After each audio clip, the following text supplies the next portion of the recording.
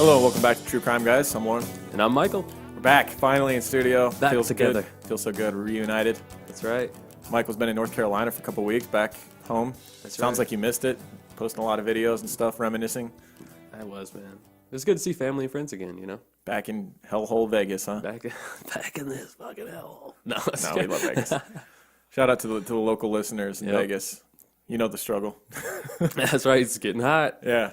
So we've been getting a lot of mixed feedback on the banter at the beginning of the show, doing all the shout-outs and stuff at the beginning of the show. We get it. It takes 10 to 13, sometimes 15 minutes to get to the show itself. Right. If you're a new listener, you may not want to hear that. So what we're going to do is start putting that at the end of the show. It's actually a recommendation from our old co-star, Brandon, who was on our earlier episodes. He said, what if you guys put that stuff at the end of the show? That way the people that want to stick around and hear it can stick around, and the people that don't like it, the people that rate us 1 star because there's too much banter at the beginning of the show, they can just fuck off. Right. Listen to the meat and potatoes of the show and then leave if they don't want to hear it is. You're just trying to keep me here for the whole show. Yeah, exactly. God damn it. Hey, how'd you like my solo intro? It was good. It was good. It was actually pretty clever. Appreciate it. It's better with you, though. Definitely. But you held it down. All right. Well, we're all hopped up on Bean Genius, and we are ready to get into this week's show. It's a creepy one, but we'll talk about it on the other side. All right.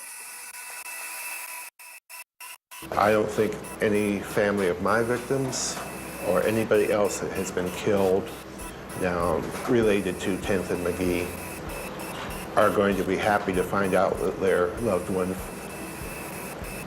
is basically written off by the police as far as investigations go, etc., because they died in a convenient neighborhood. The police knew what was going on, so it's no big deal. And that accounts for your remark to me, and I don't mean at all to make light of it, that I killed 6, but the police, by allowing this to stay open, they killed more. Yes. This has been something that's been going on for over 20 years, to my knowledge. It seems to me that you're suggesting that had the police done their job, had they followed the leads, had they really been on your case prior to April 2nd, 1988, they would have caught you, and some of this suffering could have been prevented. Maybe not caught me. Scared me off, maybe. Prevented things from happening after how? Definitely.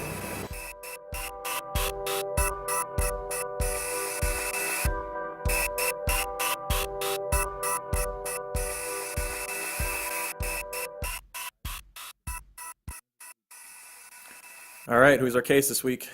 They call him Bob Berdella. Robert Berdella. We're going to call him Bob for short because that's pretty much what he would like to go by. His name was Bob Berdella. He was the Kansas City butcher. Big shout out to all of our Kansas City peeps, everybody up in Kansas.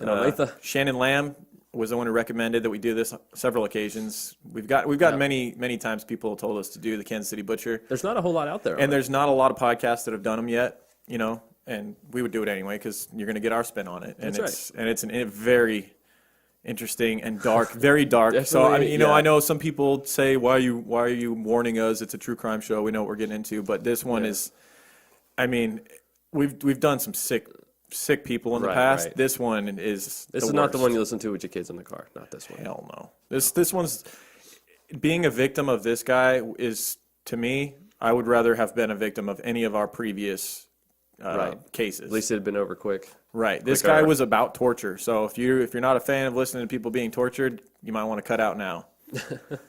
So let's start talking about Bob Berdella. You sick bastards. All right, so Bob Berdella, he was born in Cayuga Falls. How do you say that? Cuyahoga Falls. Dude, this was on Tommy Boy. Cuyahoga Falls, isn't that where he's from? I don't know. It was mentioned in Tommy Boy. Fat guy in a little coat. Yeah, Cayuga Falls. Bob Berdella was a fat guy in a little coat. I think his clothes fit okay. Okay. Well, he was born in Cuyahoga Falls, Ohio, January 31st, 1949. He shared a birthday with Justin Timberlake and Jackie Robinson. How dare he? I know. That's too good a company for this guy. You get out, Bob Berdella. You do not deserve to be on the same day as these two fine gentlemen. He also happens to have a last name that sounds like a great marinara sauce. I can picture it. Berdella's, basil and sweet tomato sauce. His blood sauce. Yeah. He was raised Catholic. Best I come up with. Yeah, good job. Thanks. I missed your wit around here, buddy. Right? Where have you been? He was raised Catholic. He attended church regularly as a child. However, he stopped going as much when he was a teenager. Yeah, because his homosexuality started to become more apparent to him as well. Way to out him. He was a homosexual. Yeah, this is a great time to out him. This is when he outed himself. Yeah, as a teenager, I think it was like he waited a little longer than that. He was teased about it though. I think he was teased. He was teased about the next thing we're going to talk about. He had super bad the glasses. He was really nearsighted, and he Right. had like the Coke bottle, really thick glasses. I feel like that is such a cheap way for kids to get bullied, man. That's some bullshit. Four Like, eyes, it's such an four easy eyes and thing. all It's that. like, oh, yeah, you're such a fucking clever bully. Well, kids. Oh, 4 eyes. Well, Michael, they're kids. I mean, But it's been like, they're not like roast years. masters, you know. What do you want them to say? He's got thick glasses. That's what they're going to talk about. I don't know. I think it's stupid. So, like we said, he stopped attending church when he was a teenager. His father worked as a die setter for Ford Motors, and his mother was a stay-at-home mom. So, old school job there, working at the Ford factory. Oh yeah, it's a good one though for that time. Yeah, those good jobs kind of died not too long after. You know, well, they were on their way out, I'm sure, when he was a kid because of the Great Depression. It just seemed like all those jobs with the Ford factories and stuff, they went overseas and all that. That's a whole other conversation. He was fairly nearsighted, like we talked about. He wore thick glasses since the age of 5. When he was 7, his brother Daniel was born, so he had a younger brother. The favorite. You never really hear anything else about his brother, though. No. It's kind of Other you don't than hear much about his family. There's not a whole lot about his childhood in general. It's not a William Bonin type terrible childhood upbringing, Right. Where you can see like, oh, I know exactly why. They this guy's seemed such a extremely sick conservative, but not. I mean, Not his too dad was overbearing. abusive sometimes. Really, I didn't hear much about that. Yeah, there was times there was. But I feel like reports that that was his the dad time, though. You beat know what I him mean? with a leather belt, but I'm like, didn't everybody's dad? That's what beat I was them going to with a say. leather Is like belt? nowadays, shit that's not accepted Right. was totally normal back then. In Yeah. the 50s and 60s and 70s and 80s, parents hit their kids. Yeah, You know, and that's a whole argument we could go into as well. Whether we're gonna you get should some. or should We're gonna not. get some shit reviews on that, Lauren. Thanks a lot. No, I'm not saying I'm not condoning it. Just like we never condoned what's his face, the conspiracy guy. I don't even know. I can't even remember his name. That's how much I could care less about him. Alex Jones. Alex Jones. Yeah, we mentioned Alex Jones and got a 1 star for that. So I'm There not you go. condoning. I'm not saying go out and hit your children, people. I'm just saying that it was more accepted back then. So you know, his dad Your abused. generalizations about parents are really pissed me off. Sorry. I'm not even going to mention him anymore. Okay. He did very well in school. However, his teachers found him difficult to deal with. He was and this is something that carried through into his adulthood. And many people that knew him mentioned that he was very condescending. I was about to say he's very condescending, and I bet he started doing that at a young age. Oh, for sure. He probably thought he was the shit. He was that kid that thought he knew everything. in the midst of getting bullied, though. It's And when kind of odd. and there's interviews of him after being arrested, and you can see it. You can see the way just he just comes from this all-knowing. He feels like a you're- superior person. Yeah, like he's looking at you in pity because you don't understand Right. what he's trying to say. Like you're too. I could never explain it to you. You're not peasant. You're not on my level. Right. I had a store inside of a flea market. You know, that's how brilliant I am. Get on my level. He was particularly condescending towards women. Apparently, we talked about he was homosexual. That's not always the case. But sometimes there's a bit of a. Maybe.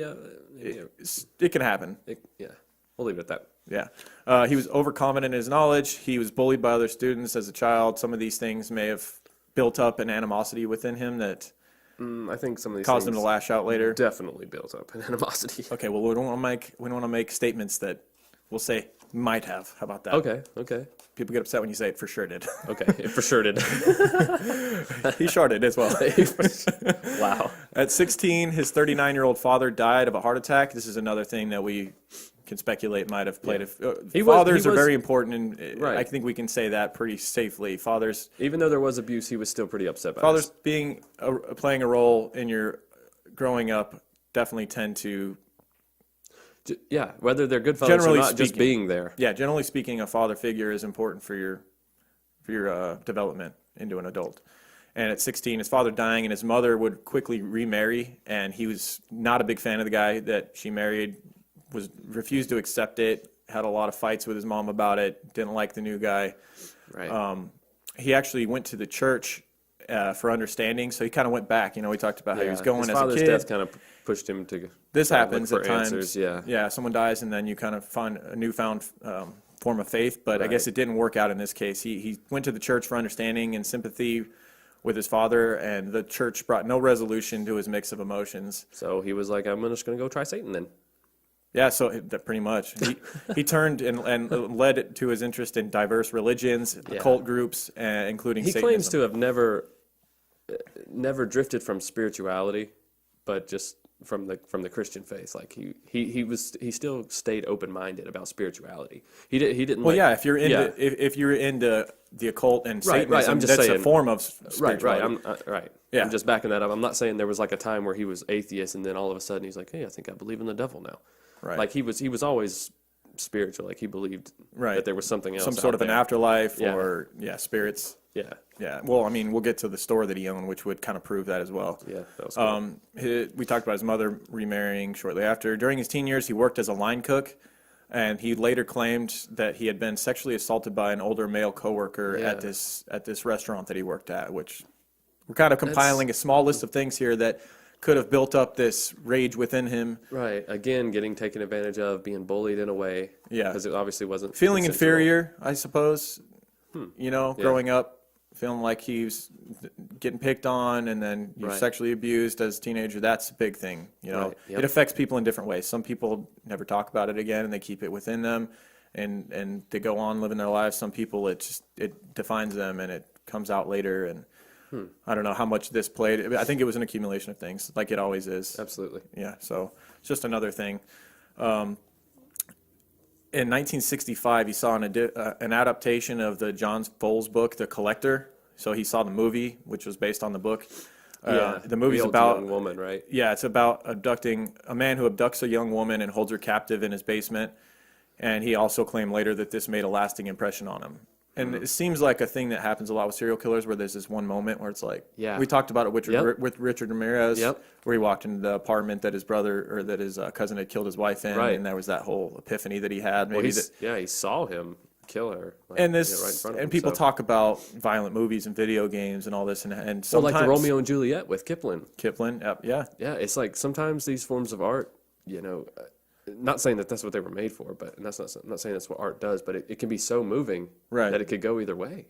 Yeah, most people are. Us, it's just for most people, it's just entertainment. But then for some people, with the right collection of previous experiences and the right mindset for them, it can be something more than just entertainment. Which he took it more literally, I suppose. In 1967, he enrolled in the Kansas City Arts Institute, hoping to become a professor. During this time, he's also working as a chef. This is something that he always seemed to keep that aspect in his life from the time. I bet he could cook. Oh, for sure. I bet he could cook, man. Yeah, we'll talk Strong more about Italian bloodline. We'll talk more about his cooking later. Okay. During his time in art school, he experimented with animal torture. This is a big red flag. This is pretty much. Yeah. Normal people just don't torture animals. You just I'm just going to say that. I can pretty much say that generalization. Normal people don't torture animals. No. It's not like a phase you go through where it's like, it's cute. He's torturing little Fido over there. Yeah, but you probably need some help if you're torturing animals. Maybe. Did you torture animals, Michael? What No. are you trying to get at here? No, I'm just saying, but I've heard stories from Don't you touch my dog. older generations of stuff they did to animals, and now they're perfectly fine members of society. Example? What are you saying? Well, okay, one of my friend's grandfathers told me that he used to bury cats in the ground up into their neck, so just their head was out, and then he would hit them with a golf club. So he just hasn't been discovered. He hid all the killings that he did later in life I don't know, pretty well he's because pretty he's boring obviously old a man serial now. killer. He's a pretty boring old man with a constantly nagging wife, so I doubt she gives him any freedom to be a serial killer. He definitely, there's some bodies somewhere You think so? that he's responsible for. But it wasn't just him, it was his friends too. It's not like he was out in the backyard and was doing this by himself with headphones. Well, whoever's idea that was, Right? That's what I'm saying. Whoever idea That's that what was I'm saying. Whoever has some, contemplated it, has some skeletons I'd in their like to know closet. where they are now. Yeah, But hopefully prison. kids can be impressionated. That's dark. easily. That's probably the darkest thing we're going to talk. Thanks for bringing that to the table. Sorry. That just affected me more than anything Berdella's done. The image that you just put in my head. Thanks for that. I'm sorry. Well, I'm sorry, Berdella's listeners. that actually makes Berdella's tortures of animals sound a little bit mild, although they're still pretty damn bad. So apparently, during the time that he was in art school, he tortured a duck, a chicken, and a dog. And the extent of it was the duck he boiled it alive, which is pretty bad. It's pretty gnarly. Yeah, That's pretty bad. That's up there with the golf club. He used tranquilizers and sedatives on a dog and chicken before killing them and experimenting with them. This you're seeing seeing these seeds that are planting in his head about wanting to sedate things and toy with them and experiment with them, and Right. that's something that he would later do with humans. So around this time, he also starts abusing alcohol and selling drugs. You want to read some more about Mr. Bob Berdella? Sure. So at the age of 19, he was arrested for possession of LSD and marijuana, and this begins his lucky-ass streak with the law, dude. Another Like, common occurrence. How do you have it on you, and you only do like 4 or 5 months? Like, it was a big deal at this time. In the 60s, this was a big freaking deal. Oh, yeah. You had marijuana on you, dude. You're going to jail. In the 60s, while. it seemed like the government was super afraid of psychedelics in general. Yeah, Like, because yeah, they were yeah. afraid of, like, the public awakening and, like, seeing their corruption. Or All right, something Alex like Jones. Yeah, Here we sorry. False flag operation. But- Infowars.com. But so he spent like what? Was it 4 days, 4 or 5 days, or was it 4? Yeah, 5 days he was It's released 5 days. for a lack of evidence. is Yeah, what lack it of how is it lack of evidence? He either They has it st- or he don't. The police smoked it all. Oh, there you go. Now we're gonna get some bad reviews about cops. All right. So in 1969 he was expelled from college after killing a dog, which we talked about earlier that he had It was art, Michael. experimented on dogs, but he killed a dog for It was art.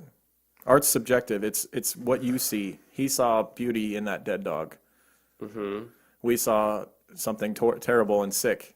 Very sick. But who's to judge him for that? If he calls that art, that's art. Oh yeah. No, lock him up. Okay. Seriously. Okay. I mean, because- big red flags So- flying everywhere right now. So he was expelled, but he was like, "Oh well, I'll just go and become a successful full-time chef," which is what he did next. Some countries, they cook dogs. Maybe he could combine the two, his chef skills and his love for killing animals.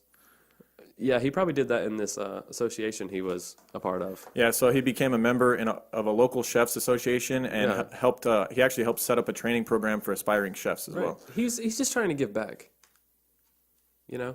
This guy's always trying to give back. I feel like, there's a lot of moments throughout Bob Berdella's case that you look at and you go, sounds like he's kind of a good guy for the community and stuff. But then, like, you look at John Wayne Gacy, which I'm sure we'll do a case on him. There was times where he did outreach in the community and it looked on the outside like he was a good guy. But how much Right. of that is a smokescreen? How much of that is him trying to, like, lure attention away to where people will give him the benefit of the doubt if something weird comes up? Like, Bob keeps hanging out with these young guys and then they never seen again. Well, yeah, you know what? He's a good guy, though. He's got he these organizations. He's helping young teens and all this. He's helping young teens. He's helping young chefs. He's helping young prostitutes get off the He's streets. helping them disappear. So he's kind of like doing magic tricks. Yeah, he's helping them get out of here. Right. He's As helping in- the community by cleaning the streets of them. As in out of this realm. Right. Man. Yeah. Sorry, but that's dark. Sorry. He also, during this time, is writing restaurant reviews for the Kansas City Star. And after watching interviews with him and hearing about how condescending, he's honestly just like, when I watch him talk, I'm like, guy's a douche. I bet he thought his reviews were worth way more than what they He were. would be one of the. I'm not going to say that all Yelp reviewers and like people that do like movie rating and reviews Yeah. and stuff online and bloggers and stuff are like, all of them are douchebags, but like a high percentage. They can be. Yeah. A good percentage of them are, and he's one of those ones I'm talking about. Yeah. I'm saying, not saying all are bad, but a lot of them think they're a lot Our more. reviewers are definitely not. Have you seen They're the awesome. episode of South Park where Cartman becomes like a Yelp reviewer and he's going around and he's like rating all the restaurants bad so they'll give him more food? I feel like that's the type of reviewer that Bob Berdella would have been. Yeah. Yeah. I got you. That's what What's the Berdella review say? Well, it says the steak is amazing, but the pork leaves more to be desired. nice. I don't think Well, then we're not going. right. He also, during this time, volunteered for several programs that attempted to run or to turn troubled youth lives around. So this is when we're starting to see him get involved with the younger, Right. with the youth in the community. And this one, I think, is just an attempt to get closer to them and be around them. It's like Of course. I've heard people talk about like Cub Scout people that really want to be the Cub Scout leader guy. It's like, Yeah. why do you want to be the Cub Scout like- leader so bad, dude? Yeah, dude, you don't even have a son. Right. Yeah, that's a big one. It's like, okay, if it's your kid and you just want it to be the best for your kid and that's where you're going to run it, okay, cool. Like Yeah, the people yeah. that want the baseball, they want to be the coach of the baseball team Yeah, because yeah, they want yeah. their son to But yeah, if it's some random dude, it's like, yeah, I'll watch all the kids, take them on the mountains. It's like, I'm gonna keep an eye on you, buddy. No, I only brought one tent. Why is that? Was that a problem?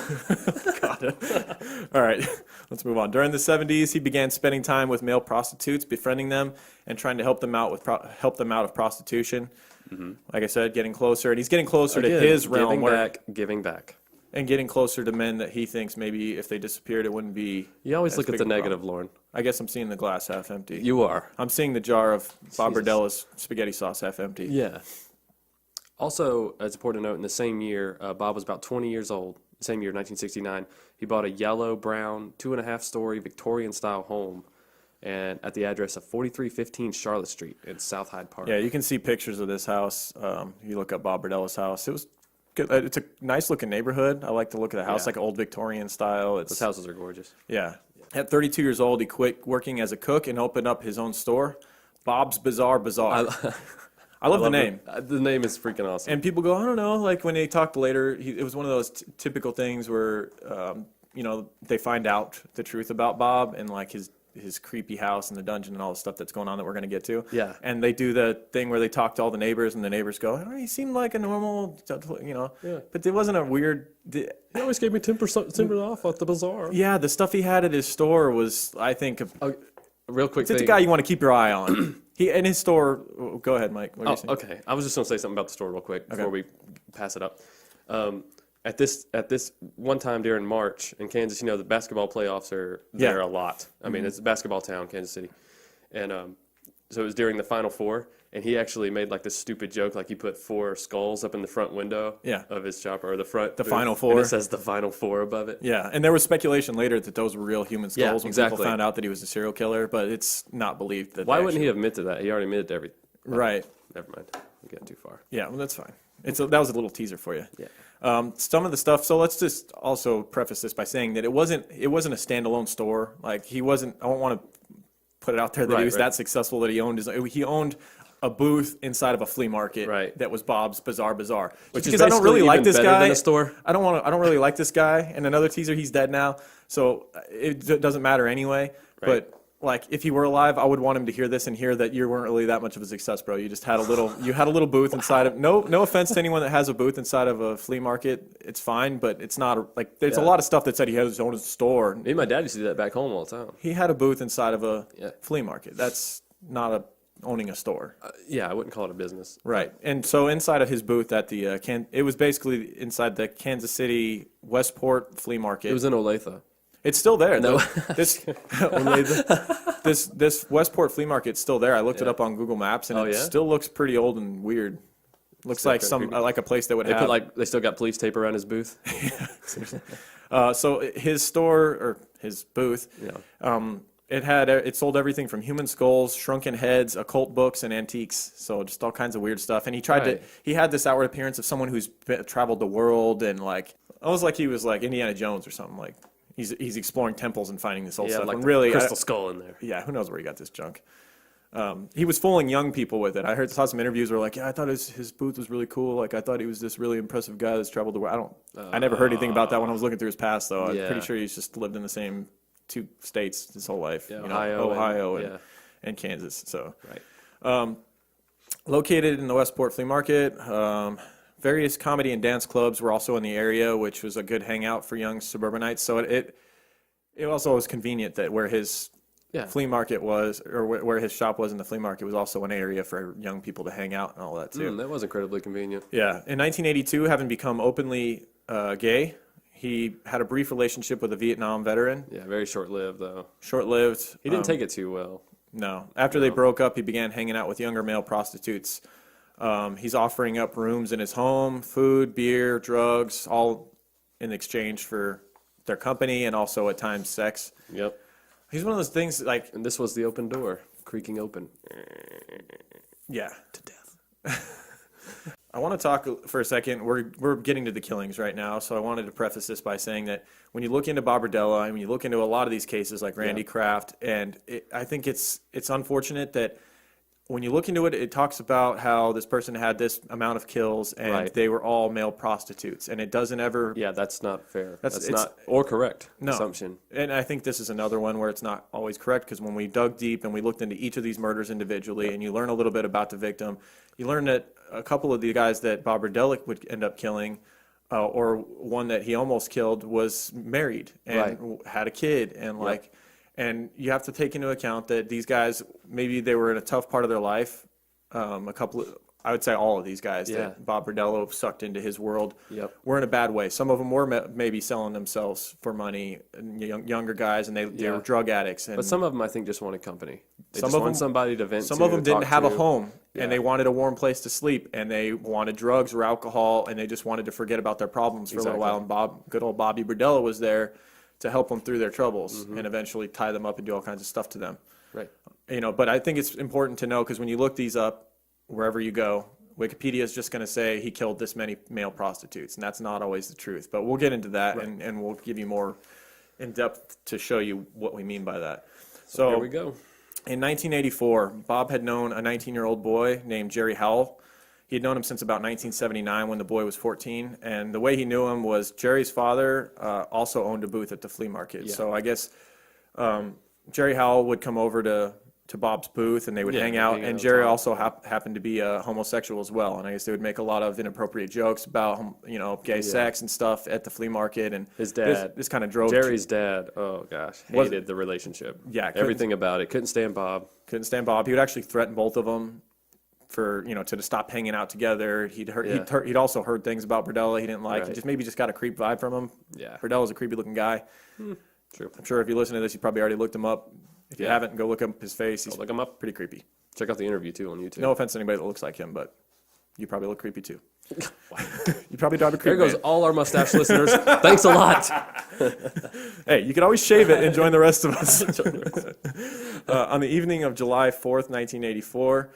Oh, also, I want to mention, just to preface this a little bit, Jerry owed Bob money from a legal bill that Berdella had paid for. This is also something Bob would be there. He bailed him out of prison at one time, didn't he? No, I think that was a different guy. Oh, sorry. But this is a common occurrence with Bob. Yeah. He had money, these young kids, like we said. Oh yeah, he was always willing to help, but he was always willing to But there was collect too. speculation, or there was not speculation, there was, what's the word? There was ties to, if he helped you out, it wasn't for, That's what I'm saying. Like he was willing to give, but he was definitely going to collect. Right. Yeah. Yeah. Yeah, and so on the evening of July 4th, 1984, Independence Day, Oh, look at that. Bob picked up Howell and brought him back to his house on Charlotte Street. They spent hours drinking beers, smoking joints, and injecting themselves with various street drugs, including What a night, man. including cocaine, which is kind of the opposite of what Bob preferred the boys to inject. You don't want them all Right. coked up. Right. It had been months since the two had had sex. I guess Bob had been trying, but Jerry kept backing out, making excuses and whatnot. Bob's much older. I'm sure if these young men were having sex with him, it's because they're getting stuff out of them. And eventually they got comfortable enough with him where they started using him, which is where a lot of this frustration Bob built up came from. Angry yet again that Jerry had refused him sex, feeling that he was owed between the money that Jerry owed him and all the different drugs and hospitality he'd been showing him. Right. He got angry. He then loaded a syringe with tranquilizers. He tried to tie. He didn't try. After he loaded the syringe full of tranquilizers, Jerry passed out. Right. Bob then tied up Howell's hands behind his back and spent hours raping him. This is a start. This is where Bob, I guess Bob had been having a lot of fantasies about the power and controlling. Yep. And taking his frustration for these young, what they call chicken hawks. This was a term used during the time for young male prostitutes. And also he's fueled by this, but in his mind, like betrayal or wrongdoing. It's Right. it's like another person who didn't pay him back or didn't pay him what he owed. So it's a form of disrespect for him too.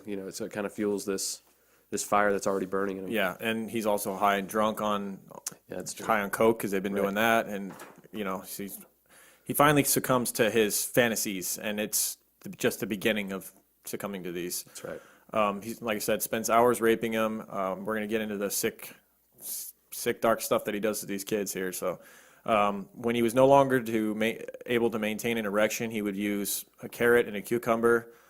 He took Polaroids throughout the entire course of this everything. night, and then he kept documents on everything that he did to these boys, and this was no different. He kept photos throughout the whole thing.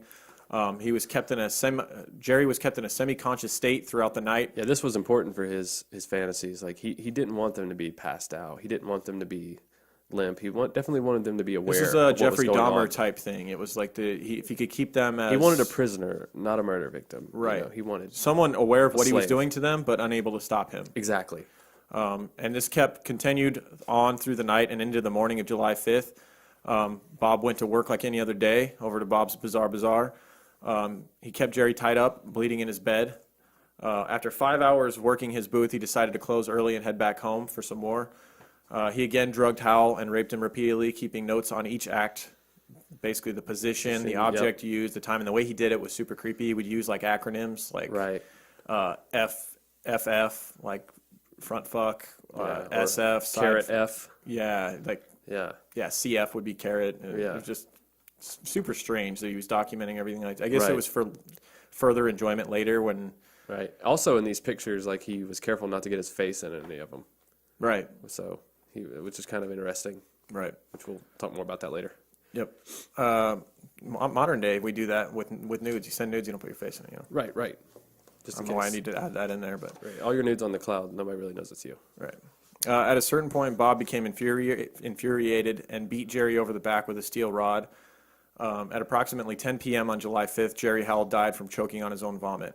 Now, this wasn't what Bob had wanted. He wanted to keep him longer and continue to do whatever he wanted with him, the powerless Jerry Howell. Right. But I'm guessing from all the drugs, it was basically an overdose type situation where he vomited and he wasn't laying on his side, so it was... Right. Well, this whole ordeal lasted 24 hours, so 24 hours of being beat, drugged, raped, abused, constantly. Right. And this was this sounds awful to say, but this is like a learning situation for Bob.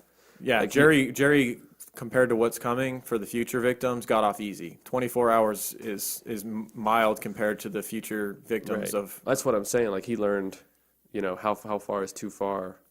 With each of his early victims, he is, like you said, he's experimenting and he's learning what hurts the boys the most because he starts getting off on their pain as well and learns new tricks. He even has little inventions that he makes that we'll get to. He realizes how far he can go and still keep them conscious. Yeah. And that's why the early victims seem to die quicker because he's learning how to keep them alive longer. Yeah. Once Jerry was dead, he dragged the body to the basement where he hung him upside down by his feet. His basement, there's video of it later. Like the police go down in his basement, you can watch a video of it. It's pretty creepy. His basement was basically equipped with 2 antique pulleys on the roof. And he would attach ropes to these pulleys and tie the ends of the ropes to the victim's feet, hold them up in the air, and use that to drain the blood out. So Jerry, he hung upside down, and then he basically cut incisions and drained the blood out of Jerry's body into a big cooking pot. Yep. This is how he would get his name. The Kansas City Butcher was the way that he would precisely chop these bodies up. He would dismember them using his cooking knives from being a chef. Yeah. He would even use power tools, chainsaws. Yeah, he would use like a skill saw they would find. Yeah, we'll get to that. He also used a gas-powered chainsaw. Once the body was dismembered, he wrapped the parts in plastic and paper and plastic, put the parts into the freezer, and this is all about timing here. Early on and all throughout, one common way he would dispose of the bodies was using public trash. The trash. And it sounds simple, but he got away with a lot because he used the public trash. He would freeze them until it was close to trash day. Which helps with the decomposition and the smell. Yeah, and then just sit there and watch the bags. Just the image of his creepy face looking out the blinds. Looking out the blinds. Just got one little blind flick down. Yeah, waiting for the unknowing trash man to pick up body parts from a young man. It's sickening. Screaming at kids to get away from his trash. Get away from my trash! You want to be next? Concerns you. You want to be next in there? You want to be? Oh God. That's one thing that, like, with this case, it grew on me as it went on. It became more fascinating because the imagery. Like, I picture his house. I've seen the picture of his house. I've seen the picture of the swap meet. I feel like I have a view into his life, and I can picture his face, like I said, looking out those blinds and watching that trash get picked up. I think on the outside, though, we all know someone who resembles this lifestyle. Right. That's just, on the outside, looks like a good guy, decent guy. That's the thing about serial killers. You just don't know. Just don't know. They could be living right there in your neighborhood. You could know one. You could be one. We could be one. No, we're we're not ones. Right. I want to bring into the fold the main area where he would go to look for these young men and pick them up, and he'd been doing it for years. And 10th and McGee in Kansas City is a corner where I don't know if this is still a popular hangout for prostitutes, if it's still a thing or not, because this is the 80s we're talking about. Right. But 10th and McGee was his common area where he would go, and he would eventually end up getting a reputation as a guy that you don't really want to have pick you up. Yeah. 10 months would pass before he would kill again. He would often use the documentation that he had taken with Jerry Howell to masturbate. It took a while for that high to go away for him. Yeah, the photos, the journal, all of that stuff would. That's one thing that I found fascinating about Bob is that a lot of serial killers and most serial killers, they seem like once they get a taste, like they kill their first victim, it seems like it's the frequency just gets. But Bob, there was these large gaps throughout. Right. Like there was almost year layoffs at times. I think it just depended on that amount of documentation I think he was able to acquire from each murder. Right. And each thing, and then also you think about it, the more killings he did, the more stuff he had from previous victims and things like that to kind of feed these sexual desires. Right, for a like long his time. own pornography that he had made for himself. His own conquest were Right. there at his leisure to look at whenever he wanted. Right. At this time, he was keeping the pictures and the journal from Jerry Howell hidden in his floor. There was a hollowed out section of his floor, and he would later get more. How original! Yeah, right. It's the first thing I'm going to do if I'm looking for something in somebody's house is look for the creaky floorboard. First thing I'm going to do. Really? Yeah. Okay. Well, you would have found his pictures in his journal of exactly. Yeah. Well, because I've seen he would later. We've movies. talked about in the past. People they get more confident, they get more cocky. Later on, he would just end up keeping all of his memorabilia in a closet in his house. So, right. I mean, he gave up on the section of the floor in his. right. And you would have went to the floor, and then it would have been right there in the closet. God damn it. That's my argument. It's Well, like, I mean, I would have got to the closet. I just would have checked the floor. If I would, on my way to the closet, if I stepped on a creaky floorboard, I'm going to stop there first. well, I would have found it because I went to the closet first, bro. I'd have tripped That's all you. I'm saying. So this is, like we said, 10 months would pass before he would get the craving and it would overcome him. He had been friends with a young man named Robert Sheldon for years. They would often party together. It's another common occurrence you see with his victims is that he seemed to know almost all of them Right. pretty well. Which means he probably also knew there wasn't that many people that cared about him. Yes. Yeah. In April of 1985, Robert came to stay with Bob for a few days. Bob drugged him several times. He'd been considering making Robert his sex slave on several occasions, but he wasn't all that attracted to him, which is a big part of this whole thing. Right. The more attracted to you he was, the more he wanted to keep you alive and the more he wanted to make you his sex slave. One morning, Bob found Sheldon sick on the bathroom floor, complaining of joint pains after a long night of partying, which is this is a really strange part of this story. So Yeah. Bob's getting him messed up. They're doing drugs together, doing all this stuff. And the whole time Bob's in his mind thinking, is this a good candidate Should for I my keep sick him? fantasies? Should I not? And he wakes up one morning and he finds Sheldon sick on the floor, and he actually takes him to the hospital, for treatment. He takes him to the University of Kansas Medical Center, gets him treated, gets him on I forget what they treated him with, probably like give him some IV and Yeah. there you go. Antibiotics. Yeah, antibiotics. He was just a little bit too much partying, basically, was what it right. came down to. That same night, they were back to partying again, drinking, doing drugs. Well, I'm better now. Let's get back out there. Yeah. And so he takes him to the medical center in the morning. That night, they're partying, and that night is when Bob decides, I think I'm going to keep him. And that's when he injects Sheldon with a large amount of tranquilizers, including crushed up Valium. Obviously, Sheldon passed out, was incapacitated. Bob then tied his legs together and dragged him to a bedroom on his third floor. So I guess I picture this third floor being real creepy, like a loft, because it said his house was a 2.5 story. So there must have been like this little bedroom at the top where he would do his. That's where it's creepy too. It's always at the tallest room in the tallest tower. Right. Oof. This is where in his notes he wrote BF 11:15 p.m. You can speculate on what the BF means. Over the next 4 days, he would repeatedly drug, torture, and rape Sheldon. He's doing more experimenting, as we talked about, carrots, cucumbers. This is his first attempt at using Drano, which would become a common occurrence. Right, yeah. He injected him into the vocal cords. That was later. He didn't do that to Sheldon. With Sheldon, he used Drano in his ear and his eye. He would try to make them into, like he was attempting to take away the victim's senses in an attempt to keep them there longer and have them give up hope. Yeah. It's like if they can't hear, if they can't scream, if they can't see real well, they're right. completely out of it, Yeah. and they're never going to get away from me. He would also start crushing their hands with this Pliers, guy. hammers. Yeah. He would gag them with a rag, and he would use piano wire to wrap the rag in their mouth, so that if they tried to fight, it would cut into their lips. Cut into the sides, yeah. With this one, this is the only one I've heard where he did something like this. He actually tattooed the word "hot" on his back with a metal coat hanger. So I guess he got it really hot and that's just unoriginal too. Yeah. Like, of all things to write on him. It's not that creative. He attempted to make him deaf by injecting his ears with caulking. This didn't work. The next day, the caulking just fell out. Right. Probably wouldn't, I think your ears are more defensive than you think with the earwax, man. Yeah. There's nothing that's going to stick to that shit. Right. He also was doing a bizarre form of acupuncture, stabbing him with needles all over the body.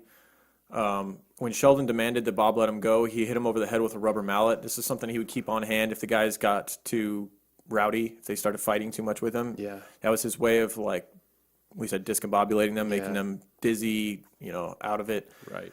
This is his first also experimenting with electricity and electrocution of the victim.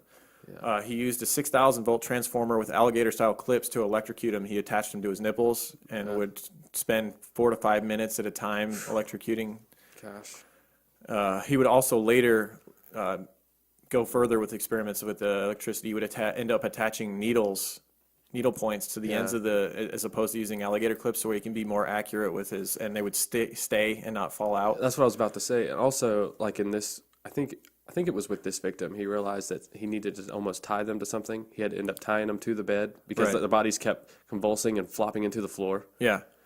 So, yeah. Gosh, that's horrible. We talked about this is a torture. This is a torture episode. I say this is the first one where we really went far into the torture of the victims. On April 15, Berdella arrived home to see a handyman. So he's got him for, I don't know, when did he pick him up? It was, it just says in April. So it's 4 days he'd had him at this point. Right.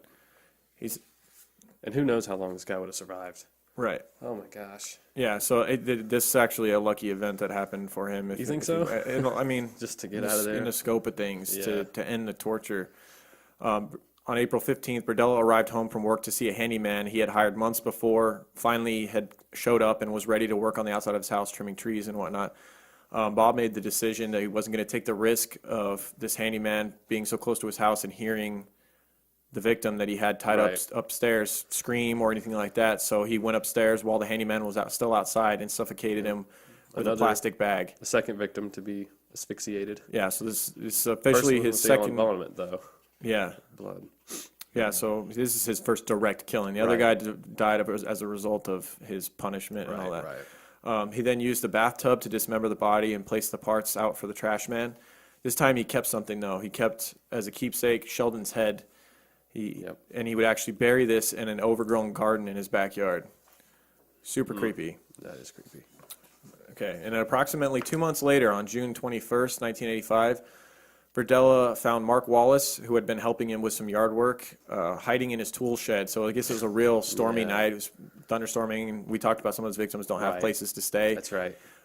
Mark is in his shelter out back, just trying to stay. He's like, "Won't you come on in the house, Mark? Give you shelter from the storm. Give you some beer, some tranquilizers. It'll be a good night." No, not a good night at all. No. The two began drinking. Mark told Bob that he was depressed. Bob suggested to try a sedative to help him relax. He obliged. Yeah. Bob then injected Mark with a sedative, which put him to sleep, then followed with an injection of ketamine, which I've heard is ridiculously strong. Really? Basically incapacitated him, made him Bob's dummy to do what he wanted with.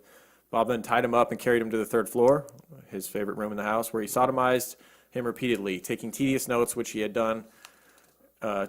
And he was also noting in these how Mark reacted. We talked about his experimenting. He wants to know. He's still experimenting a lot here. He wants to know what gets the biggest reaction out of his victims, because that's what he gets off on. He gets off on their pain. After hours of abuse, as the sun was rising, Bob noticed that Mark was no longer reacting to what he was doing. So the torture went on throughout the entire night up until basically dawn. He noted in his diary at 7 a.m., no signs of life. That was June 23rd. It had been about 48 hours total that he had been dealing with this. It was a 48 hour. This guy died. He probably also died of asphyxiation or just shock. I would say shock. Yeah. Electric shock. He then dismembered the body and put the parts into green trash bags, which he put out for the curb for the trash men. Berdella was unhappy with this. It was also, like we talked about, he didn't keep him alive long enough. His goal was to have a long-term living sex doll. He had also had a disdain for the chicken hawks and felt betrayed by them. We mentioned that. Yeah. During this time, word had spread among the male prostitutes that Berdella had been someone to avoid. 2 men that had been seen with him on several occasions had disappeared, being Jerry Howell and the man we just talked about. He had a friend, as far as Jerry Howell's father, we talked about how he hated Bob from the start, even when his son was still around. And once his son disappeared, Howell's father was hounding the police, Oh, yeah, saying, for sure. look, I know Bob Berdella has something to do with this. I know he was the last person to see my son. I already didn't like the guy. And Jerry Howell's father actually had a friend on the police force by the name of Charles Nooner. After basically convincing Nooner, like, look, I'm telling you, Bob has something to do with this. Can you please look into him? Right. Nooner actually went to Berdella, had him come in for an interview, and sat down with him. He noted in his interview notes that Bob was very nervous, but that he also didn't really have any evidence to go on. There was no, he couldn't go any further with it because it was all hearsay. They couldn't even prove that that Jerry Howell was actually missing. Like he had that lifestyle where he would come up missing at days at a time anyway. So, it was, I mean, granted, this is a longer period of time than I think he had normally come up missing, but it was one of those things. They didn't have much to go on with Bob. I don't think they would have been able to get a search warrant for his house based on what they had. And they're not really looking for a young chicken hawk type fella. That also plays into it. It's not as high. It's kind of like the Neil Falls type deal, right? With the prostitutes going. Neil to Falls. Same with Randy Kraft's victims. Yeah, Randy Kraft. Yeah, some prostitutes. Nooner also interviewed a young chicken hawk named. I hate using that term. I'm not going to use it anymore. It's one of those. The book we read talked a lot about it. Used the word chicken hawk a lot, but it's kind of. I'd never heard it before. It's just young men that are until the book. I'd never heard that streets. before. Really? Yeah. Well, Nooner also interviewed a young man named Todd Stoops. Stoops said Bob may have given Jerry a hot injection, and Jerry may have overdosed. So it's also something the police are considering as well as an overdose. We'll hear more from Todd Stoops as this goes on. It's not the last you're going to hear from him. That's right. In the winter of 1985, Berdella had another run-in with police. Bob had sold drugs to a man named James Ferris, and the police came to question Bob about the selling of drugs. He assumed Ferris had set him up. Bob's mistrust of these young men, it's getting confirmed. And also, Ferris and another man had been using Bob for a while now. They'd even broken into his house on one occasion and searched the house, tore it apart, looking for drugs. Right. On September 26th, Ferris called Bob, asked him to meet him at a gay bar called the Midnight Sun. Yeah. And this is Bob's opportunity to get back at Ferris. All right, sure, Yeah, I'll show he's up. still pissed off. Yeah. But puts on a front when he goes and meets him. Yeah, while at the bar, Ferris asked Bob if he could stay at his house for a few days. Big mistake. Yeah. Bob agreed, sure, yeah. Later that night... You mean the house you trashed? Yeah, come on back. Yeah. Later that night, Bob crushed up tranquilizers into a bowl of chili. This would result in Ferris passing out, obviously. He then injected Ferris with more drugs, incapacitating him, tied him up. The sodomizing begins again. Sodomy. He used his new invention, though. This is where he's getting more creative. We talked about the experimenting in the past paying off for him. He would attach 2 steel spatulas to a 7,000-watt transformer. Gosh. And this would allow him for more... He could move them around easier, I suppose. Right. I don't want to speculate on why he would do something like this, but it was basically just more capable of torturing these guys even easier. This went on until sunrise when Berdella took his temperature and realized that Ferris was ill. He had a super high temperature. He then gave him, this is where he's also evolving to try and keep these guys alive longer. I'm guessing between his last victim and this one, he had purchased some antibiotics. Right. He really didn't want this guy to die either. He really wanted to torture this guy. Yeah, because he's really holding a grudge here. Yeah, about this house thing. To the point where he'd been torturing him all night long, and he notices the guy's getting a little ill. He's like, "No, you're not getting out that easy." And he actually injects him with antibiotics to help stave off the fever that he had. The abuse continued throughout the day, and Ferris finally died around midnight the following night. Bob used the term 86 in his diary, which is a term for like restaurants use for a patron being booted from the restaurant. Yeah, they got 86. It's his way of saying 86 from life, I suppose. Yeah. He then dismembered the body and once again put it out for trash day. Ferris had injured his vocal cords in a car accident at a young age. This is an important note here because this is where you alluded to the injecting of Drano into the vocal cords. This is where this whole idea crept into Bob Berdella's mind because he liked the idea that Ferris couldn't scream because Ferris, growing up after the car accident, he had a very raspy, low voice because his vocal cords were injured in his car accident. So this crept into Bob's mind. I did not read that. Yeah, so this is a prelude to more to come as far as the vocal cords. Right.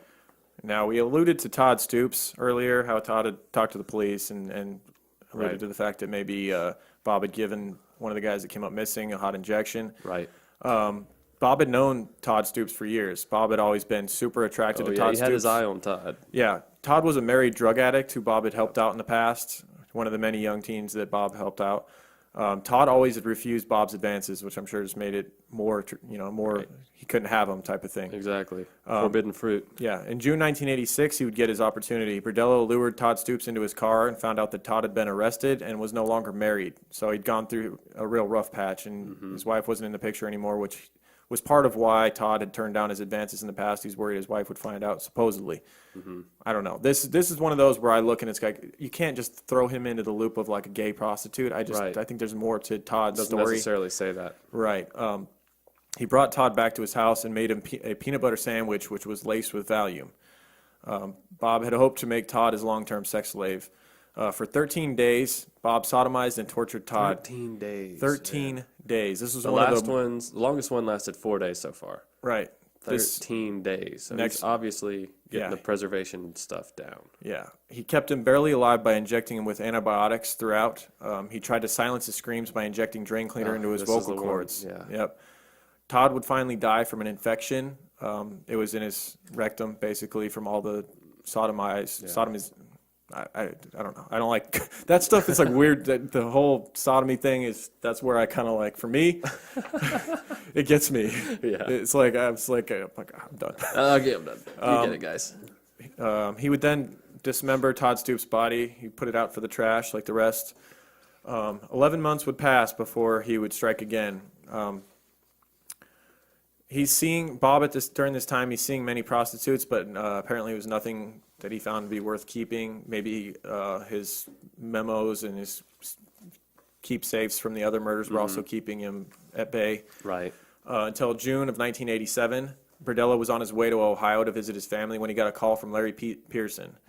Larry Pearson was young and often homeless. Bob had known him for several years. Larry had gotten arrested for indecent exposure. He was high. He was on a high bender, and he was flashing passing cars. Wow. And ended up in jail. And Bob was one of those guys he called when he needed help. The guy bailed out. Right. Yeah. So Larry called up Bob, and he wanted him to pay his $150 bail. Bob had a stipulation, though. We talked about his stipulations. He doesn't help you out for nothing. Bob said, I'll pay you your bail, basically, if you go to Ohio with me for 2 weeks to visit my family. So Larry, thinking that's better than sitting around in jail waiting for nothing, he agreed. They went to Ohio. They spent the 2 weeks with Bob's family, and they returned to Kansas City after the trip. Larry would end up staying with Bob for another 2 weeks at Bob's house, and it was getting to Bob's. It was getting on Bob's nerves that, right, he wasn't working, he wasn't helping out around the house. Yeah, it's like, you're not paying your debt here. Right, it's kind of starting to piss me off. Yeah. Have a tranquilizer. Yeah, and apparently it was when they went to see the movie Creepshow 2 together. On the drive home, Pearson joked about previously beating up homosexuals with his friends. And this angered. I did not know about that. Yeah, this was in the book. This really angered Bob. I glossed over that, apparently. Right. Holy shit. The book we read, by the way, we didn't really talk about it at the beginning, was by Jack Rosewood. Great author. Yeah, great author. A lot of amazing we read his book. Books. We read his book on. Richard Ramirez, right? No. Bonin. Bonin. Yeah. He has a great book on Bonin as well. He doesn't skimp on the details. I mean, we're cutting out some of the details Jack Rosewood puts. He'll go on to the sodomy stuff big time. Everything. To me, I'm like cringing. I'm like, oh, okay, enough. So they went to see Creepshow 2 together. On the drive home, Bob's getting even further more angry with Larry. The next day, the two drank heavily. Larry passed out, and Bob injected him with tranquilizers. He decided this is the time. I've seen enough of this kid. He's going to become my sex slave now. Yeah. Pearson was a bigger man than the others, so Bob decided to clear out space in his basement and dragged him down into the basement. This would be the first victim that he would actually torture down in the basement. Right. Larry would end up being the closest version of what Bob wanted in a sex slave thus far. He endured 3 weeks of rape and torture, and he actually began to accept Yeah, it became a routine with lifestyle. Larry, almost. It was what Bob always wanted, was a guy to just accept that he wasn't going anywhere. Yeah. That this was his new Give life. Give up. Give Yeah. up and just start to at the very least he wanted the guy to act like he enjoyed Bob's sex with him and Right. and just listen to what Bob said and just do what he said and don't fight it and just Bob even made Pearson call him Master Bob. He eventually led Bob to the upstairs bedroom where the other victims had been kept via dog collar and leash with no resistance. Wow. So Pearson, I believe Pearson was putting on a show for this during this time and just looking for an opportunity, Yeah. which we will get to. By early August, so it's been about 2 months of captivity now, Pearson had been in captivity for 2 months and become exactly what Bob wanted, to the point where they would actually eat breakfast together. Larry would pretend to enjoy the sex, and Bob expected regular oral sex from him. He would come home and Yeah. Just boom. yeah. We'll give you an example here. On August 5th, it was part of Bob's normal routine to basically go through his mail while Pearson gave him oral sex. But on August 5th, it was a different day. It's a different day. Pearson had enough of this shit. Pearson's had enough, and while Bob's sitting there reading his mail, I love this. Oh, I love it so much. Bob's sitting there reading his mail, Pearson's doing his thing, and all of a sudden Bob feels a real sharp pain down where you don't want to feel a sharp pain. Yeah, on your dick. Yeah, on your speckle. Pearson had bit down on Bob's penis as hard as he could. Ugh. And this obviously sent Bob into a freaking rage. He beat him badly with a large wooden stake, telling him that he was going to feel how it felt. Yeah.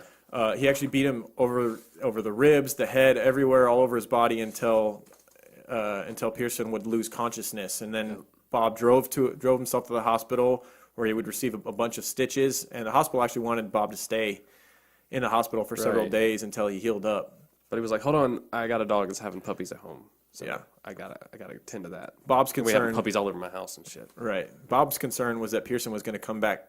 Right. He was going to wake It wasn't up. the puppies, in case y'all didn't know. Right. Thanks, Lauren, for clearing that up. He had a whole litter of German Shepherds. They were. They were running all over the place. Yeah. No, he had a passed out torture slave he was worried that was He going had to wake finish up off right quick. and blow his cover. Right. So Berdella got actually a taxi to rush him back to his house, where he would basically put a plastic bag over. He was done with him. First of all, his penis is going to be out of use for a while now. Yeah. So now this sex slave is no good for him. So he basically puts a plastic bag over his head, suffocates him, and then jumps back in the taxi and goes back to the hospital. Says, I'll go ahead and get healed up now. To heal up. That's a hell of an image to paint in your head, that Oh my whole gosh. scenario. Gets bit on the dick, It's a tough rushes to the hospital, beats the... It beats him to death. it's- almost to death. Unconsciousness. And what's even crazier is that he would leave the body there for 3 days in the house. And I guess he just turned the AC up big time to try and help with the decomposition process. And when he got back from the hospital 3 days later, he would then continue on dismembering the body. This is another instance where he decided to keep the head of the victim. Right. He wrapped it in plastic and put it in the freezer, and he would later bury it.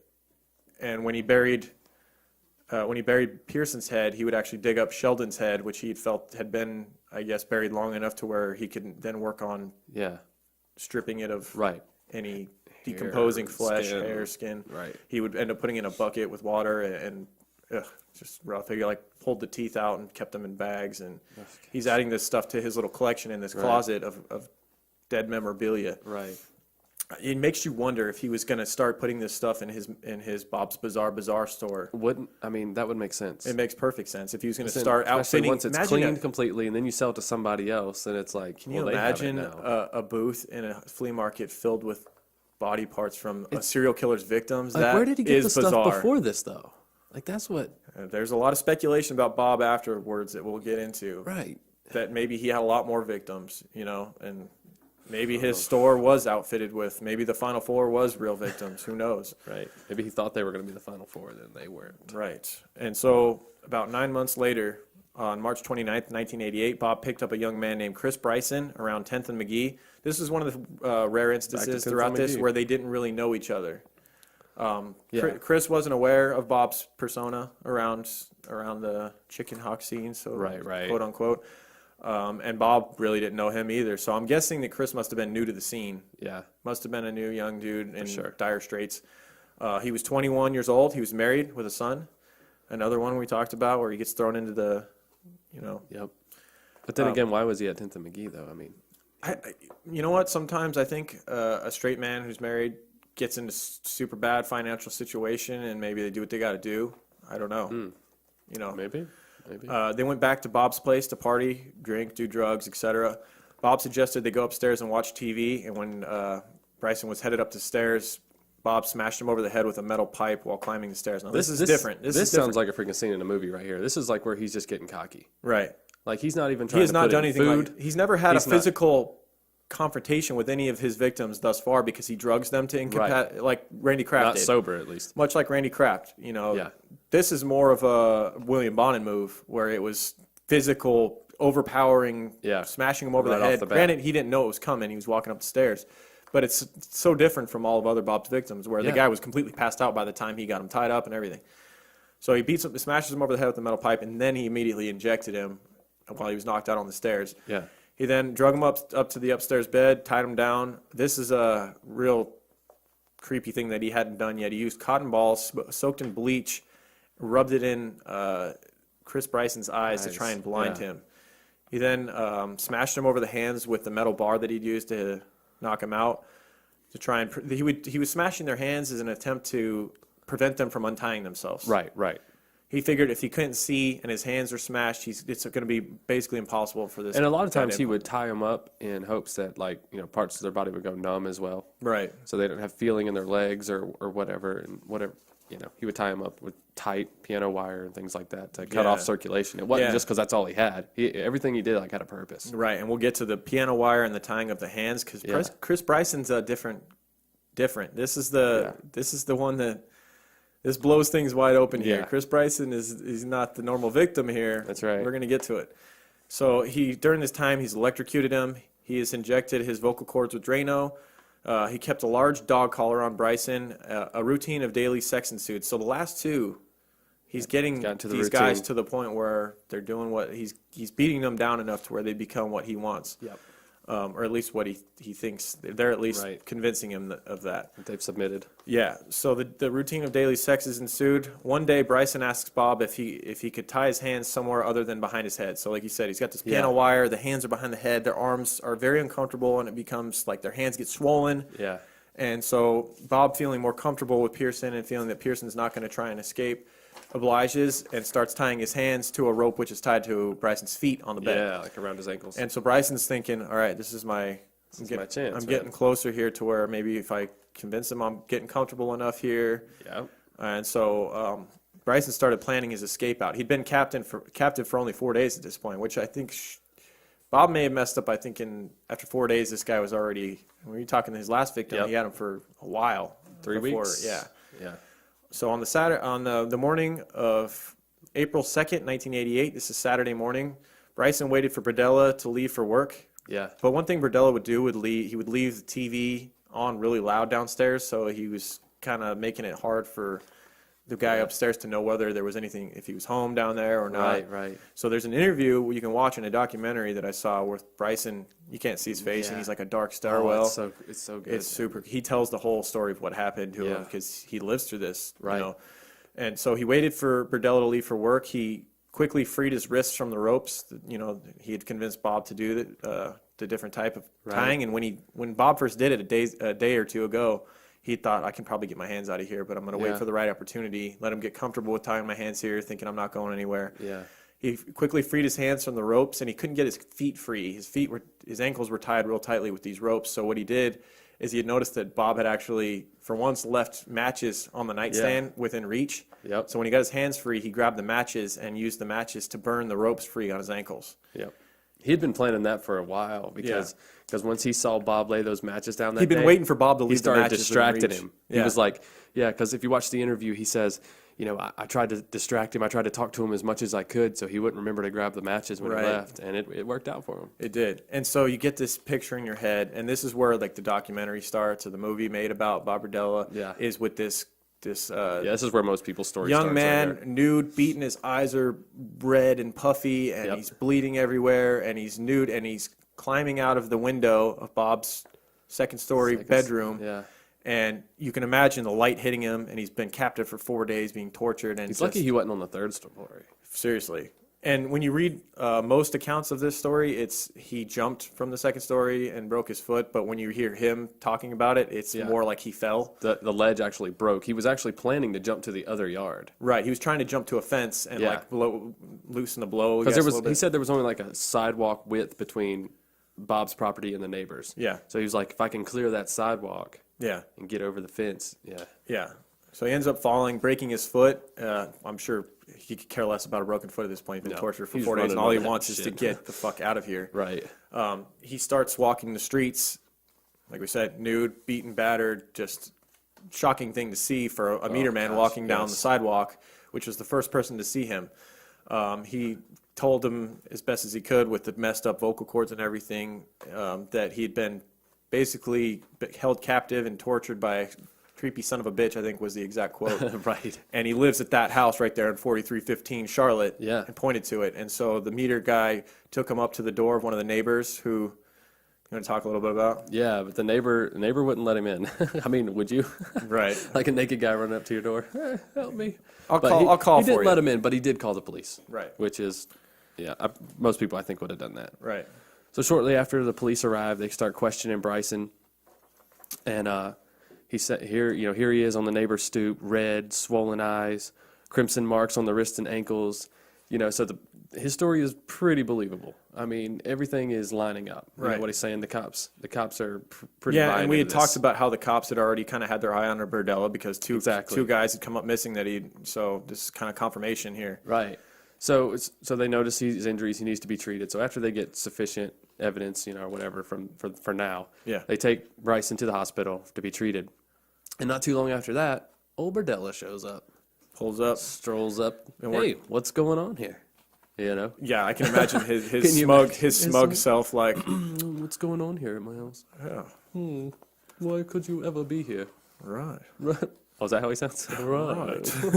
And there's interviews with him. I'm not going to try and imitate, but he's creepy enough. You just have to see it. So, needless to say, Berdella was arrested within minutes of Bryson's complaints. But they weren't holding him for. Obviously, they didn't know the extent of what he had done. No, yet. this is not for murder. They're but- in for a real harsh few days following this of finding out the reality of his real psyche and what he had been up to. Exactly. So they basically had 20 hours. According to the law of Missouri at that time, they had 20 hours to determine what they were going to hold this guy on. Right. They didn't want him bailing out real quick, and I'm sure they wanted to hold him and find out really what he was up to. If he's doing this, if they're finding this guy that's this messed up, escaping his house, what's been going on here? Right. They want to get in there. Right. So on the ride to the police station, a police officer asked Bob Berdella if he would be adherent to a search of his home. Yeah. Right. And he's like, well, what for? Sexual assault. Sexual assault. Yeah. Assault. Right. And they say that, and also to check out the victim's story. Right. And he's like, well, what's his name? So right What's away, his name? He says, "What's his name?" And the officer noticed that he had said that. That's and she hadn't said anything. It's like a about bad him scene being- from a movie. Yeah. What's his name? Dun-dum. You blew it. You blow it. He didn't even know either. He's like, he's so smart. He's so smart. He's so smart. He don't know. He looks like that famous porn star, Ron Jeremy. He looks like a 70s porn star. I'm just going to throw that out there. So needless to say, he declines the search. Yeah. Okay. Back to business. So finally, the detectives obtain warrants, and all that good stuff. And they spent the entire weekend just cataloging items. Now, this warrant was not for murder, though. Right, so they go in there and they start finding shit that's alluding to murder. They find his little Right. diary with all kinds of creepy stuff. Notebooks, photographs, syringes. A human skull in his a closet. human head. Yeah. A human head. And the teeth. This ain't normal. This ain't normal. I'm sorry. Yeah, it's all good. Okay. So, they weren't sure if these skulls were real, Right. but that gave them a shit ton for a murder warrant here. Yeah, I mean, they find a battery with fucking metal spatulas attached to it, Right. and like a bed where people have been tied down. A guy's freaking saying he got bleached in the eyes, and Right. So they go and get more warrants for murder's everything not they a need. far stretch from the stuff they're finding. No, here. no, not far at all. No. So they get warrants to search the entire property. Yeah. So they begin to freaking, what's the word I'm looking for? Destroy the backyard. Yeah. Scoop by scoop, these detectives are going through this dirt, sifting through it. Yep. And they come across another human head. The head of Mr. Pearson. We've got 2 heads now. 2 heads. Yeah, but his is still, his ain't been Decomposing. cleaned. Right. Yeah, it's still decomposing. There's skin, there's hair on it still, so. Right. So his original charges were forced sodomy and whatever charges related to the torture of Bryson. Right. And then he would end up being indicted in Pearson's murder 2 weeks later. And something happened in court where he was able to plead guilty and avoid the death penalty on that one. Yep. That was his number 1 goal at this point. Right. And then he was later indicted for this on Sheldon's murder when they found the other skull. So they really only had murder cases like that they could prove in court where he kept something from the body because all the other victims he was real efficient in getting rid of any evidence there. Exactly. They're pretty sure these guys are coming up missing. But they wanted to get him for a lot more at this time. I mean, they were like really putting him through the ringer. They had this his investigation. They They would had have him like take pictures in the positions of. Well, they found over 200 photos of these different boys, and so they knew he had killed more than just the 2 that they had the heads for, and they wanted to know what had happened. They wanted it, and he wasn't going to give it up for free. He doesn't do anything for free. We know that about Bob Berdella. That's right. And so basically what he does is he ends up getting a plea deal for himself and gets out of the death penalty, which is unfortunate, but he offered a full confession for the life sentence, guaranteed no death penalty. So what he ends up sitting down with the interrogators and gives up every detail and explains how his codes work for his acronyms for his different sexual positions and everything. And he loved this part too. Oh yeah, he's getting off on it. He loved just looking at the shocked faces. And the police had would to sit there and listen. Yeah, the police would later say that they hated the fact that he got this plea deal and they had to sit there and listen to him joyfully tell these stories of the sick shit that he did.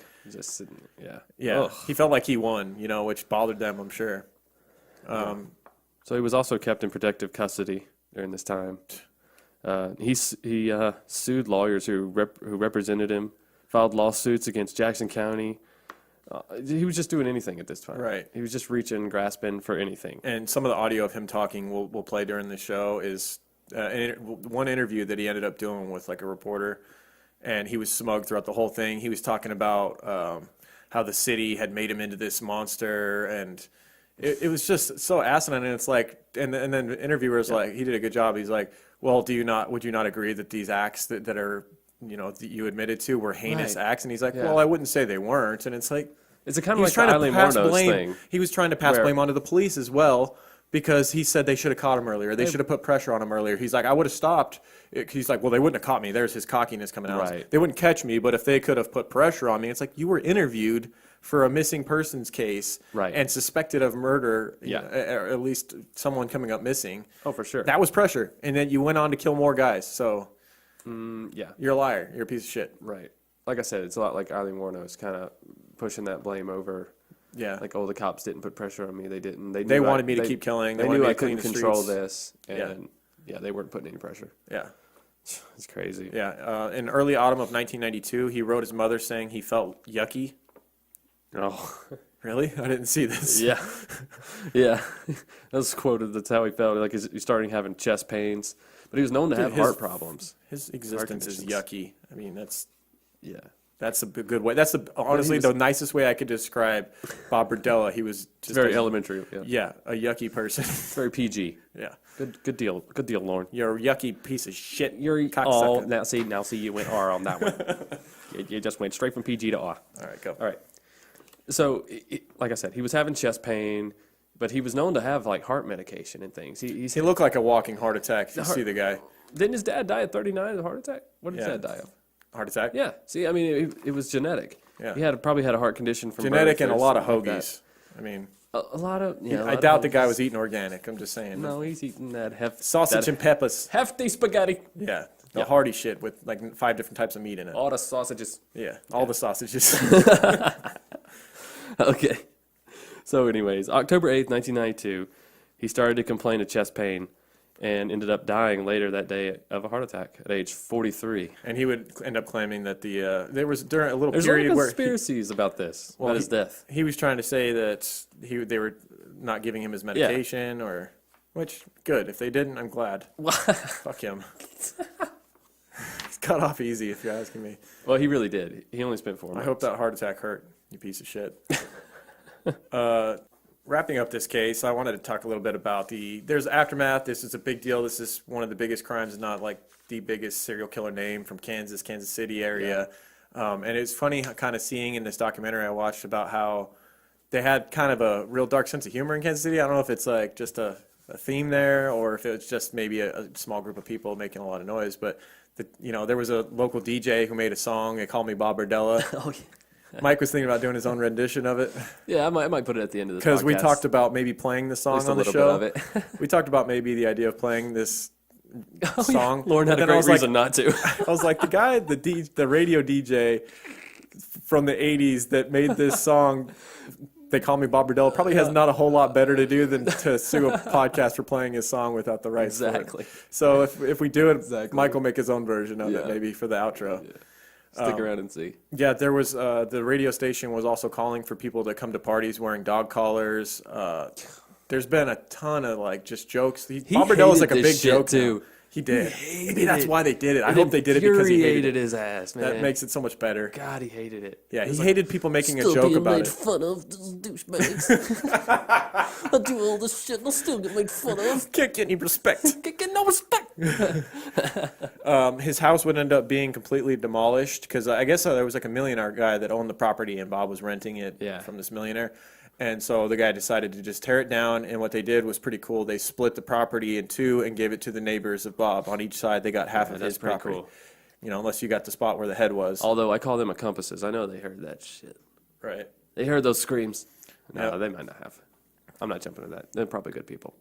Probably. They probably helped them with Bob hard was work and Bob stuff. was giving them cases of Berdella sauce. Oh, but shutting them up. Oh, thanks. Giving them that hush sauce. It's probably their thinking drug dealer. Right. You got any final thoughts on Bob Berdella? His interesting one. It was dark to look into the torture that he was doing. I mean, some of the worst shit imaginable he was doing to these guys. And if we made any light of that, we're sorry for making light of torture of young innocent men. No, we don't mean to disrespect the victims in any way. Right. That pretty much the worst guy to have in his custody, I think, of all the guys all of the criminals we've gone through. Yeah, so far. Guys and gals, it's the worst. I mean, Bonin was brutal, but it was going to be over within, within an hour for sure, probably less. This guy, I mean, there was months at a time he was holding these guys. If you got off in 24 hours of torture, you got off lucky, know. So. Yeah, you're talking about a killer who, if you died of your own vomit, you got lucky. Yeah, that's just... Yeah, it's dark, man. That is dark. Well, so if... we hope you enjoyed the Bob Berdella episode. Now, if you're one of the people that don't care to hear all the shout-outs and stuff, go ahead and take off now. Then go ahead and get out of here. We're going to talk for as long as we want about our awesome listeners and the true crime community and the people that rate us and review us and to also tell you about our awesome sponsors like Being Genius. Being Genius. How do you want to start? You want to start with the sponsors? Let's go ahead and get the sponsors out of the way. All right. Get them out of the way. I don't know, man. Get them in the way. Sponsors are my favorite. Oh, okay. BeingGenius.com. You want to tell us a little bit about Being Genius? We just had some Being Genius coffee today. That's what I want to talk about. It is pretty delicious. That was some of the best coffee I've ever had. Oh, really? The one bag. We did the what's it called? Taste? Yeah, it's like a taste test. They send you 3 bags, and then you decide which one you like the best, and then you The tell Flavor them. Flight. Flavor Flight. I just Okay. remembered it. Okay. Because I don't have my paper in front of me. All right. So how much this advertisement are we doing here? Here it is. BeingGenius.com. The first delivery is called the Flavor Flight. That's what we got. We've tried 2 out of the 3 flavors. After the show ends, we're going to try the 3rd flavor and send our feedback. Once you send your feedback to BeingGenius.com on the Flavor Flight, they determine your palate, and they start sending you coffee monthly that fits your taste buds. How many flavor flights do they have? They just have one. I think it's one. It comes with 3 coffees that they choose, and then it's like we said, there's no brand name or nothing, so you can't get any biased. They're not even named anything. It's with ours. It's like a dark circle, a white circle, and then a white circle with a dark spot in the middle. And then you try the 3 different flavors. You send your feedback. We liked the first one, the all white circle so far the most. Yep. We still got to try the other one. Yep. Delicious coffee though, and we really waited is. too long because Michael was out of town to actually we were supposed to drink it right away when you get it because they roast it within a few days of sending it to you. Well, if it's better right away, holy shit. Right. It's good today. Yeah. So you can go to BeingGenius.com, type in Creeper at checkout, and you get 10% off anything on the store. You can do the Flavor Flight, save 10%, or you can just go. They've got a large selection of the top coffees. Like they are very picky with their coffee. Oh yeah. Selection. So you're getting good shit regardless. So go over to beangenius.com, type in the code word creeper at checkout. Our kicker audio, the creeper #creeper giveaway. That's where I was preemptively talking hashtags. We're coming down the stretch here, man. We're down the stretch. The very next episode we will be announcing the winners. Michael was talking about the possibility of maybe doing a drawing. So like we pick our favorite. We pick our favorite, our number absolute. That one's favorite. a guarantee. Number 1 seed. They get headphones. I already got one in mind. Okay. Well, anyways, they get headphones. Boom. Yeah. And then every other participant's name will go into a hat, and we'll do the drawing. For the that way, second. everybody that participated has an equal chance. Right. Even if your submission sucked. Right. Which none of them did. None of them did. You're all amazing. LORNE. So, yeah, I think that's fair. And you took the time out of your day to hashtag this send us to help us. To work on something, send us a picture. Some of the people put a lot of time into it, man. They did. They definitely deserve to all be considered. Dude, there's too many. What we're saying is there's too many awesome ones. We can't select two. We're going to pick our favorite. And if then we had more headphones, I would literally send them all to all of you. Right. Literally. Kicker audio. Send us some more. Send us some more. So, but also on kicker.com, you can go there and just basically any audio needs that you have. They got a lot more than headphones. They car audio, subwoofers, amplifiers, speakers, power subs. Living Loud, stuff. They've been around since 1973. You know about them. We don't even have to tell you. Right. But we really appreciate them sending us headphones, and you might be getting some sent your way real quick if you send us a #creeper giveaway on Instagram, Twitter, Facebook, whatever you do. Send us your creepy pictures. And we want to thank the people that submitted us pictures this week. That's pretty awesome. Thank you guys. All right, let's get some iTunes reviews. Broke over 100 now. It's pretty awesome. We really appreciate you guys taking the time to go, even if you just click 5 stars and you don't write a review. But if you write a review, we read all of them. Yeah. We're very thankful. It's awesome. We're not going to read all of them to you guys. There's too many. And a lot of you guys write out really long stuff, which, like I said, we enjoy. Yes, but we can't read it all on the show. So we're just going to bust through these. We got Devin from Canada. From Canada. Said really enjoying the show, so thank you. Oh, yeah. And Azarel 0423 from the U.S. She said it's just two friends talking true crime. Talking TC. Talking TC. X Haley said from the U.S. or X Halsky said, "Give me more." Nice. MC Puruana or McPuana from the United States said instant favorite. All right, Haley, my angel. Wait, you forgot about the 1-star. You're my angel. Fuck them. T-Salt God, thank you. I want to talk about Haley, my angel. Thank you for the 8-minute intro Yeah, comment. that's one of those haters that with a long talking intro, you're part of the reason why we fixed it. So, if you give us another chance, I don't want you to. Screw you. You're really too, you're going to give us a 1-star for that. Lord, so butthurt over this shit, I dude. am. It's fine. It's okay. It is fine, but we're not going to mention you. Amazing show, says Haley, my angel. Thank you, Haley, my angel. You are my angel. Really? Miss Ginger58 wrote us a 1-star review and said that we give too much personal views and opinions, but I can't do a show without giving opinions. There are shows, Michael, right. Where there are shows that are just straight facts, and I like those too. Yeah, and I think we definitely need those. Sometimes you're not in the mood for all the I think bullshit. you also want to need hear the story. I think you also need to hear other. Our people's show's not that opinions story too. You don't have to like all of our opinions. You can like our show and not like all of our opinions and not Yeah, agree it's with fine. everything that we say. That's just sit at home and go, this is a good show, but those motherfuckers don't know what they're talking about. Yeah. And then just keep listening. And then I'll wait for us to get into facts because we tell plenty of those. And mixed in, our opinions are there. But that is kind of the way we described our show from the get-go. We never sold ourselves as like, we're going to tell the story factually, like, I'm Ron Burgundy, and this is what happened. Right. Although Ron Burgundy never told the right shit. Go fuck yourself, San Diego. Oh.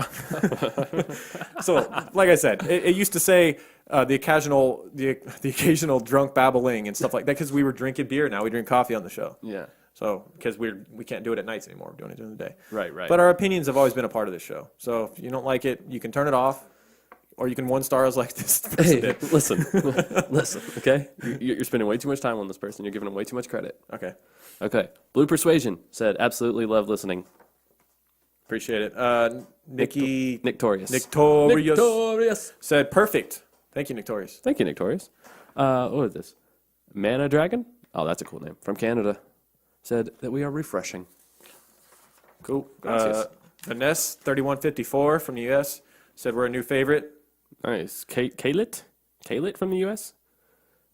She was listening and just decided to go ahead and write a review because we asked for reviews, That's how you do it. which is pretty awesome. She's do it like right your now. podcast. If you're listening, you haven't done it, do it right now because you're going to forget later. You're going to like turn it off and you're going to go freaking do who Right. do And who knows what. she wished us continued success as well, which is very nice of her. Appreciate it. Fozzie Bean says he loves the show. He or she, I don't know. Fozzie Bean could be a girl. You never know. Could be. Maybe, How about maybe her bean's fuzzy. Taco Lover 2222222 That's how many tacos they love. says, I love these guys. I have found my people. Less face, less lace. Less lace, man. Not less face. Jesus Christ. That's weird. Les Lace said, "Great listen. We basically are interesting stories that haven't been over podcasted. We've gotten the most feedback on our like lesser known cases. I think we're starting to lean towards those now. And we're definitely going to throw in the big ones. We've still got let us know how you feel about that. But we feel like the lesser known cases are kind of our niche. We haven't been ignoring all of the people telling us to do John Wayne Gacy. That one will happen for sure. Yeah, most likely. And Ted Bundy will happen at some point. But we're liking doing the little ones, and we get a lot of feedback on them. So Yeah, cool. All right, we got one from Farmer Levy. Says, wow, your crazy morbid show makes me laugh every time. appreciate it. Tressment says this one is on my playlist for sure from the U.S. Thank you. I think that's Marjorie. Yeah, I'm pretty sure. Right on. What's it say? Kima Holland? That'll work. Kima Holland from the U.S. says, what you want in a podcast. She said that she loves listening, and this is her favorite podcast. That we try not to be too insensitive. Yeah. Sometimes we are, apparently. Only if it's funny. Right. Shorty. Let us take that laugh. Shorty0605 said, love it. Absolutely love the podcast. Keep up the great work. Appreciate it. All right. The lava skin? Oh, I like the lava skin. I think that's what it is. You think so? The lava skin? The lava skin. I like it.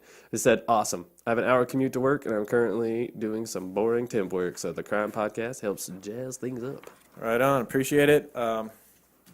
I hope you guys like us still doing the shout outs at the end, and we can expand on them more because, like we said, if you don't like it, then you can just Those leave people the have show, already so. checked out anyway, so. Right. I mean, I still don't understand like you getting upset at all the talk at the beginning too, because there is a skip button. There's a 15-second skip button for iTunes, and then there's stuff just like it on other Although apps. for us, you need like a 15-minute skip button, but yeah. Yeah. But like, my thumb's hurting from fucking skipping. My thumb is hiding. When are these guys going to talk about this shit? Well, now your back's gonna hurt because you just pulled landscaping duty.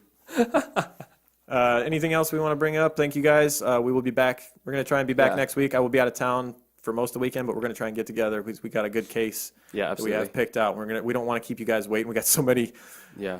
tweets about like people going crazy because we didn't do a show this week. Yeah. Eyes we're sorry, popping out of their heads. He's popping out of their goddamn heads. I don't know what to do with myself. The pet's heads are falling off. Pets' heads are falling off. Oh Jesus, we're going wacky let's now. go with the stickers. Let them know they can get stickers. Stickers at truecrimeguys.com. Yeah, At the top. I know some of you hit me up on Facebook wondering how to get stickers. Yeah, just go to truecrimeguys.com, forward you straight to the Podbean page. Yeah. And if you're on mobile, you have to click the home drop-down button at the top. You click home, Yeah. drops down, and bada boom, you got stickers. Yep.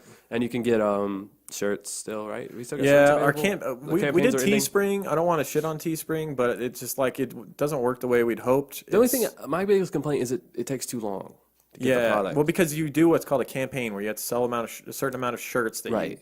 and then once you sell them, and then the campaign ends, like we set like a campaign for a month, Yeah. and like the amount of shirts were purchased that needed to be purchased, and then like we had to wait till the end of the month to Exactly. finally for them to ship them. So Right. if you bought shirts, they're just now being shipped. I just got the email. Yeah. So if Some people are getting them already. Yeah. I've seen some photos people sent me of getting a group of gear already. So. Oh, awesome. Yeah. And we already have the mugs and stuff too. Yeah. So, I mean, it's out there, and we'll put a link in. I think even after the campaign ends, you can still buy a shirt or whatever. Yeah. And hopefully it'll print and ship it right then instead of making you wait. But, Exactly. we're considering other avenues of ways to get more merch in the future. But Right. stickers we love seeing the stickers everywhere, man. We just, Yeah. Thank you guys so much. it's a cool pretty thing. awesome. Someone just from Alaska just I bought enjoy stickers. sitting down, writing you guys like a note or whatever. And just the idea that like all over the country and all over the world, people are driving around with these true crime guys stickers with Yeah. the creep band on them. Guys, we can't express enough how cool that is. Yeah. How grateful we are for that stuff. Yeah. So. Any last words? Social media at True Crime Guys all over Yep. the place, and we appreciate all of your Instagram. feedback, and we try to respond to everybody. That's right. Thanks for keeping us subscribed, even after missing a week, and we hope you guys enjoyed this episode of listening to some really sick stuff, and we'll be back with more of it next week. All right. Is that it? Yep, that's it. All right. See you guys.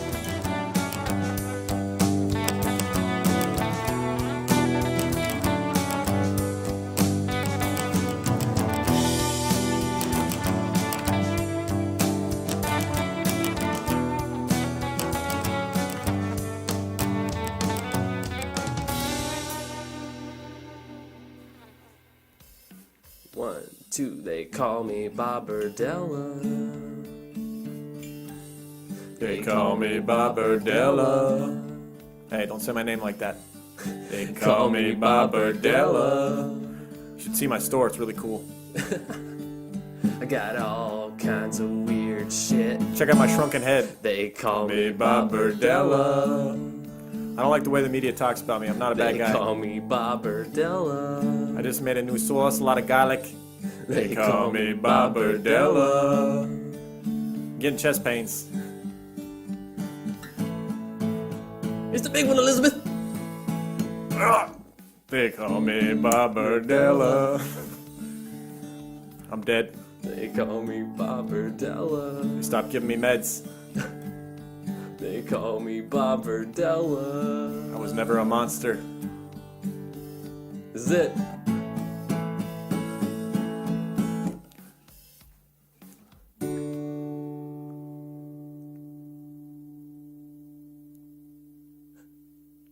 Why are you staring at me?